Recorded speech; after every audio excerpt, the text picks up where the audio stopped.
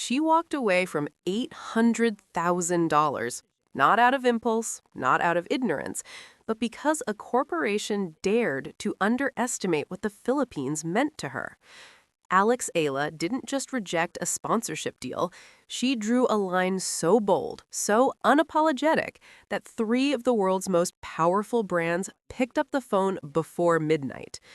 What happened behind closed doors in that boardroom shook the entire sports marketing world.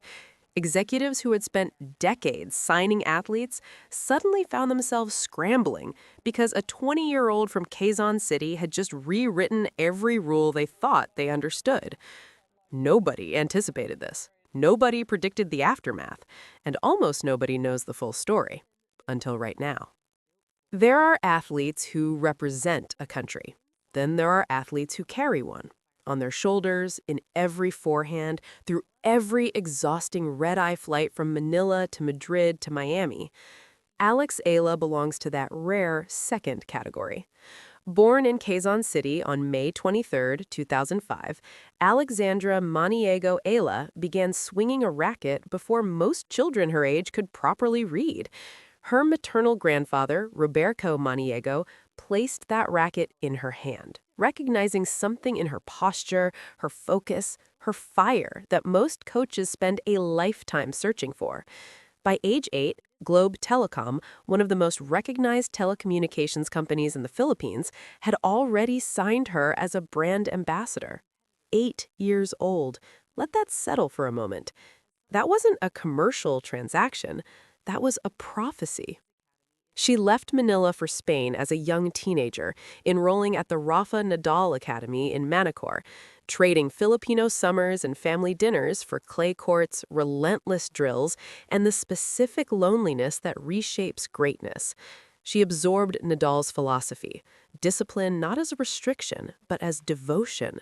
She trained beside players from across the globe, refining a baseline aggression that would later terrify opponents ranked above her. The titles arrived steadily. The 2020 Australian Open Junior Doubles, the 2021 French Open Junior Doubles. Then, in 2022, she achieved something no Filipino had ever achieved, a Grand Slam junior singles title at the U.S. Open.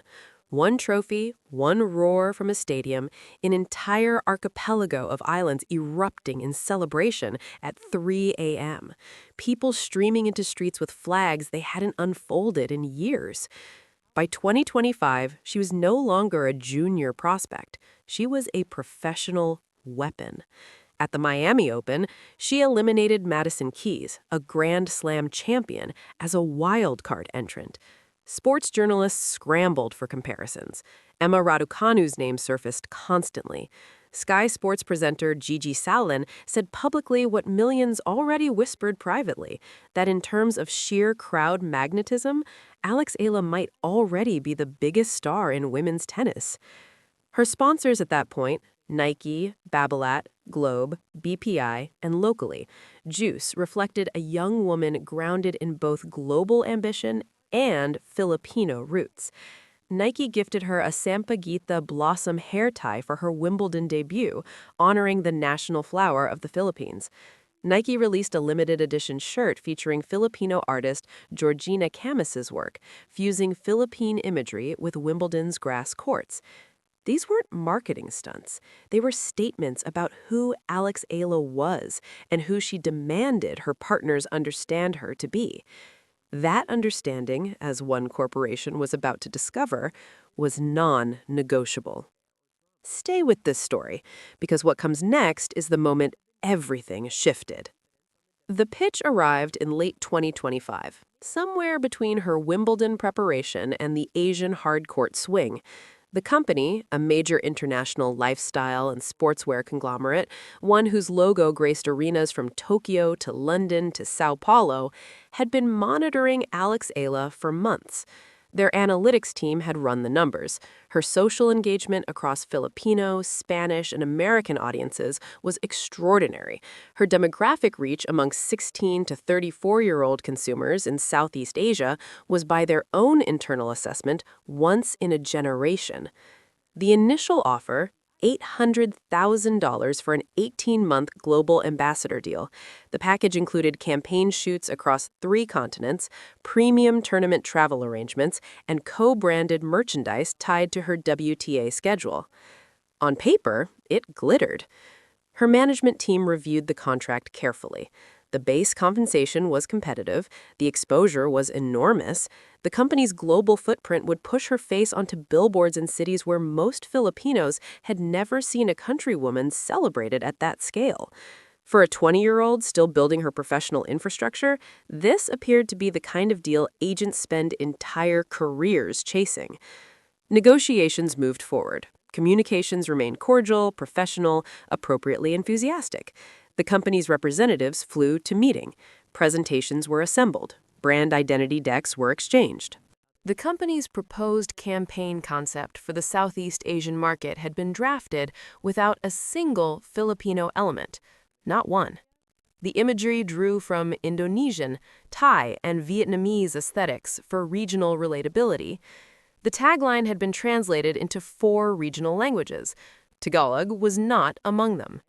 The campaign's inspiration story positioned Alex generically as an Asian rising star, stripping her explicitly Filipino narrative from the core messaging.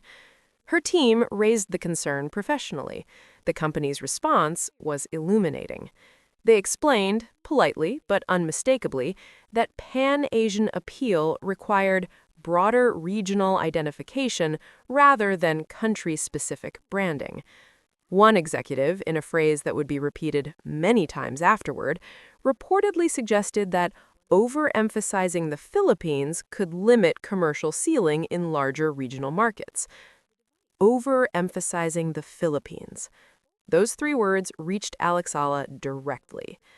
There is a specific kind of wound that money cannot soothe. It isn't delivered through insults or aggression. It arrives wrapped in corporate vocabulary, dressed in PowerPoint slides and quarterly projections, shaking your hand while simultaneously erasing your identity. That is what Alex Eala felt reading those words. Overemphasizing the Philippines. She had spoken Tagalog to stadium crowds when no broadcast required it. She had worn the sampaguita in her hair on the grandest grass courts on earth.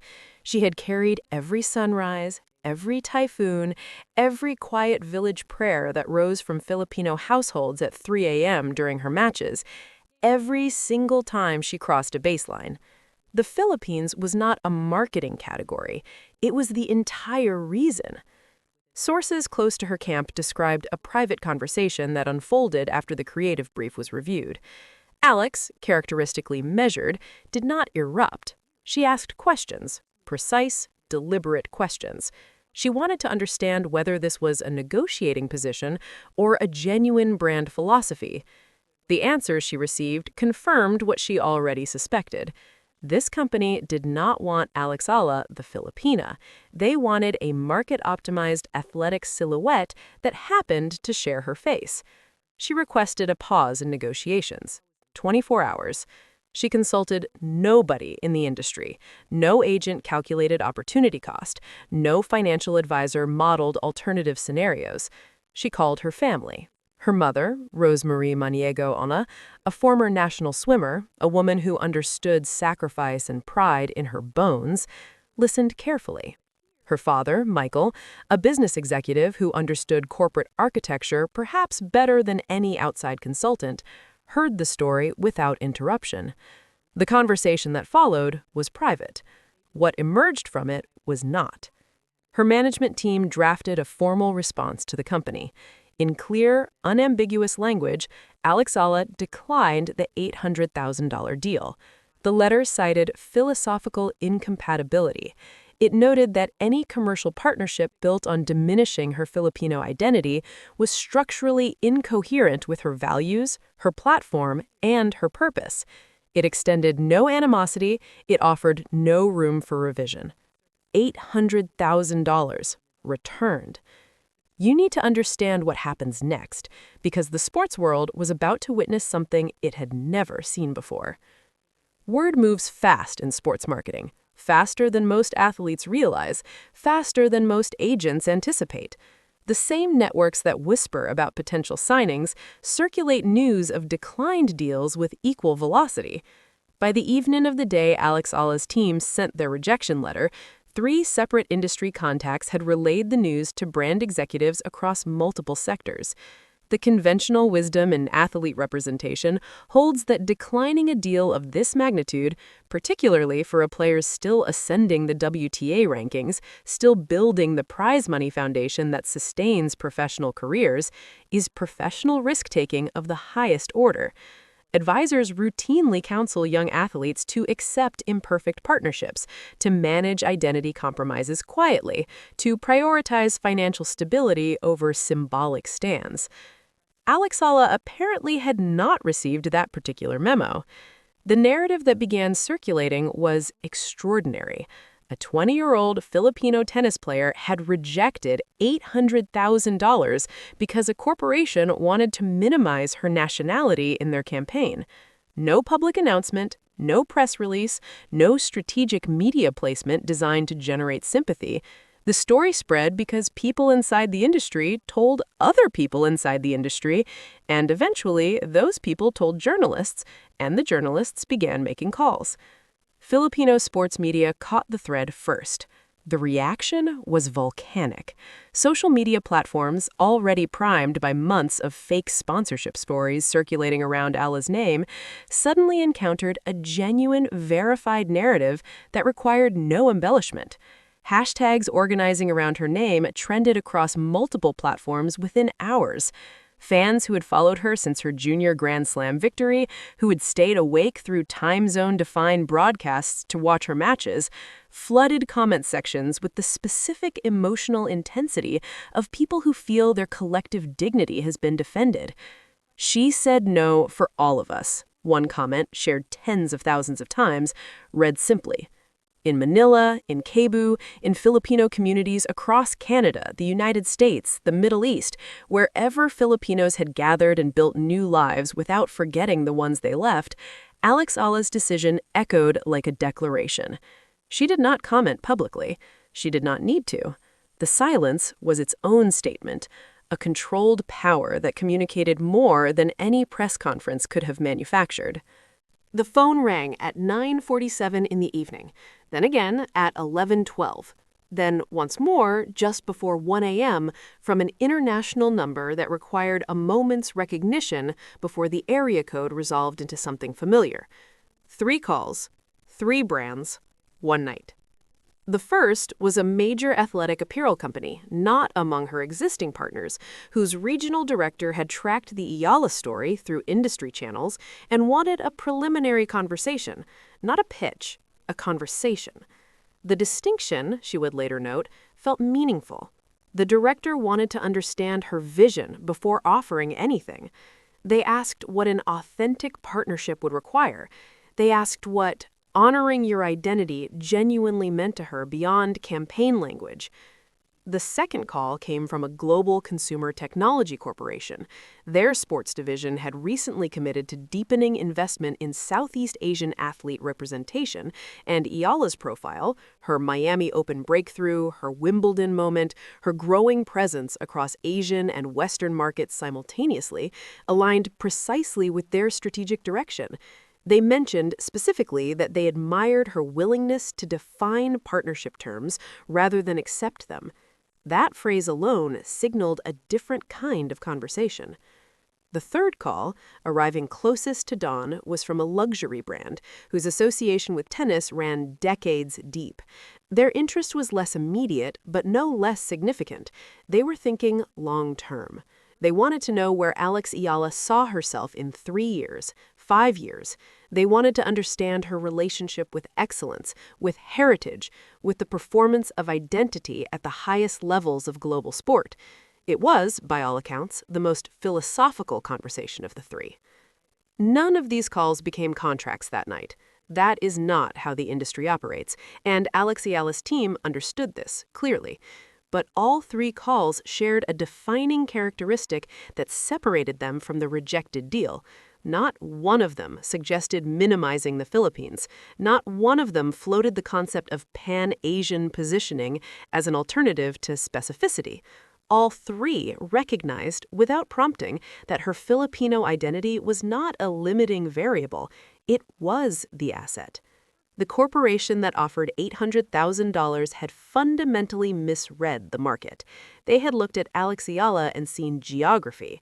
The brands calling after midnight had looked at the same woman and recognized conviction and understood that conviction, in 2025, was the scarcest and most valuable commodity in all of sports marketing. This is the part of the story that the industry will study for years. Stay with it. Here is what matters beyond the headline, beyond the $800,000, beyond the 3 midnight calls. Alex Eala, at 20 years old, established a precedent that no contract clause can fully contain. She demonstrated that an athlete, particularly a young female Asian athlete operating in a global sport still calibrating its relationship with non-Western excellence, possesses the sovereign authority to define the terms of her own commercial representation. Not just the financial terms, the identity terms, the narrative terms. The terms that determine whether a partnership dignifies or diminishes the human being at its center. This matters precisely because of the environment that surrounded her rise. Misinformation about her sponsorships had swirled for months. Fabricated Wilson deals, imaginary Emirates contracts, invented quotes designed to generate clicks at the expense of her actual story. The fake narratives all shared a common structure. A corporation approaches Alex Eala with an enormous sum, and she accepts graciously. These stories circulated because they were emotionally satisfying. They confirmed what Filipino audiences wanted to believe about their champion. What actually happened was more complex and infinitely more powerful. The real story was not about acceptance, it was about refusal. It was not about how much money a company offered her, it was about what she refused to surrender in exchange. Her actual sponsors, Nike, Babolat, Globe, BPI, and Locally, had each demonstrated in their own manner a willingness to honor who she was rather than reshape her into who they needed her to be. Nike put the sampaguita in her hair. Nike released a shirt painted by a Filipino artist. These gestures were not accidents. They were answers to the same question every brand eventually must face when working with Alex Eala. Are you prepared to celebrate what makes her singular, or do you need her to become something more manageable? The company that lost $800,000 worth of opportunity chose manageability. They encountered an immovable boundary. Sky Sports' Gigi Selman had said publicly that in terms of crowd appeal, Eala might already be the biggest star in women's tennis. Sponsors across the industry were studying her trajectory, comparing her post-Miami Open rise to Emma Raducanu's post-US Open transformation, eyeing the vast and emotionally committed Filipino fan base as an access point to one of sport's most passionate emerging markets. The demand was real. The opportunity was real. What the rejected company failed to calculate was the cost of disrespect. Every athlete who watched this story unfold, every young player from a country that global brands have historically treated as a secondary market, as a footnote in a broader regional strategy, received a lesson that no sports management curriculum offers cleanly. Your identity is not a limitation on your commercial value. It is your commercial value. The moment you allow a corporation to trim it for their convenience, you have not gained a partnership, you have accepted a diminishment. Alex Eala did not accept a diminishment. She returned $800,000. She answered 3 calls before sunrise. She walked into the next chapter of her career with every piece of herself still intact. Her game, her heritage, her name, the Sampaguita, the Tagalog, the weight and glory of a nation that had carried her and whom she had always, without exception, carried right back. So here is the question worth sitting with, the one we're debating in the comments below. In a world where athletes are constantly pressured to make themselves palatable for the largest possible market, to soften the edges that make them specific, was Alex Eala's refusal an act of sacrifice, or was it the most strategically brilliant move of her young career? Because one thing is certain, the brands that called after midnight already know the answer. Alex Eala didn't just decline a check, she issued a statement to every corporation that believes national identity is an inconvenience to be edited out of a campaign brief. She proved that standing firm on who you are, even when $800,000 is on the table, is not idealism. It is power. It is brand. It is everything. The Philippines didn't just watch this story, the Philippines was the story. If this moved you, if this made you proud, if this reminded you that excellence and dignity are not competing forces, smash that subscribe button because we are just getting started. The biggest chapters of Alex Eala's story are still being written, and you are not going to want to miss a single word.